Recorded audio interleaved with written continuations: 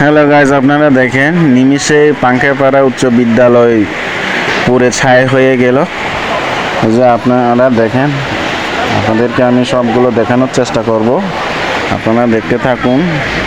আজ 31 তারিখ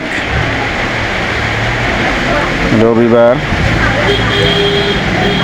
দুপুর 2:30 মিনিটে মানে আগুন ধরে গেল। আপনারা দেখেন শর্ট সার্কিট হয়ে নিমিষেই পুড়ে গেল এই পাংখাপাড়া উচ্চ বিদ্যালয়, তেঁতুলতলা সংলগ্ন। আপনারা দেখতে পাচ্ছেন ফায়ার সার্ভিস এই মুহূর্তে উপস্থিত হয়েছেন, আগুন নিভিয়ে দিয়েছে। আর আপনারা দেখতে পাচ্ছেন এখানে বেঞ্চ, দরজা, জানালা সব পুড়ে গেছে, আপনারা দেখতে পাচ্ছেন। আর দেখেন এখনো ধোঁয়া উঠছে, যেগুলো কিছু কিছু আছে এগুলো পুড়তেছে। আপনারা দেখেন, দেখতে থাকুন, আপনাদেরকে মানে দেখানোর চেষ্টা করব এখানে আসলে কি হয়েছে। আপনারা দেখতে পাচ্ছেন ফায়ার সার্ভিসের পাশাপাশি এই এলাকার গ্রামবাসীরা এসে ফায়ার সার্ভিসেরদেরকে সাহায্য সহযোগিতা করতেছে। আপনারা দেখেন সহযোগিতা করতেছে, এই যে দেখেন। যারা শুনেছেন এই পাংখাপাড়া উচ্চ বিদ্যালয় পুড়ে গেছে, এই আশেপাশের এলাকাবাসীরা এসে সহযোগিতা করতেছে ফায়ার সার্ভিসের লোকদেরকে। আর আপনারা দেখেন যেগুলো পুড়ে গেছে, টিন, গাছ, দরজার জানালা, এগুলো বাইর করার চেষ্টা করতেছে গ্রামবাসীরা আর ফায়ার সার্ভিস কর্মকর্তারা।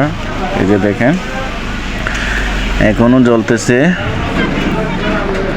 এখানে যতগুলা বেঞ্চ, টেবিল আছে এগুলা সব পুড়ে গেছে। আপনারা দেখতেছেন এখনো পুড়তেছে, এখনো ধোঁয়া বের হচ্ছে, আপনারা দেখেন।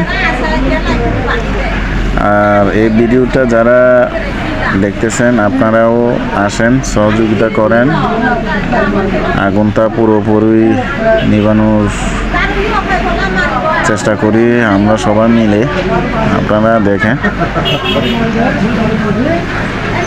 এলাকাবাসীরা এসেও সহযোগিতা করছে।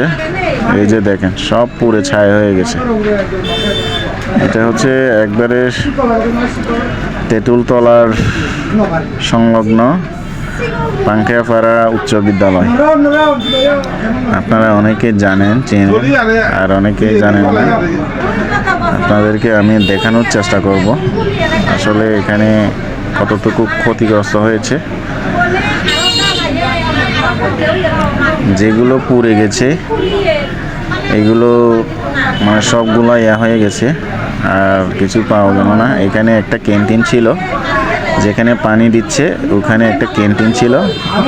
ক্যান্টিনে যেগুলো মালামাল বিক্রি করার জন্য রাখছে, খাতা, কলম, এগুলো সব নিমিষেই পুড়ে গেছে। আপনারা দেখতে পাচ্ছেন, আপনারা দেখেন। এখনো পুরোপুরি আগুন নিয়ন্ত্রণে আনতে পারি নাই, এখনো ফায়ার সার্ভিস চেষ্টা করতেছে। এই যে দেখেন এখনো ধোঁয়া উঠতেছে, আপনারা তো দেখতে পাচ্ছেন।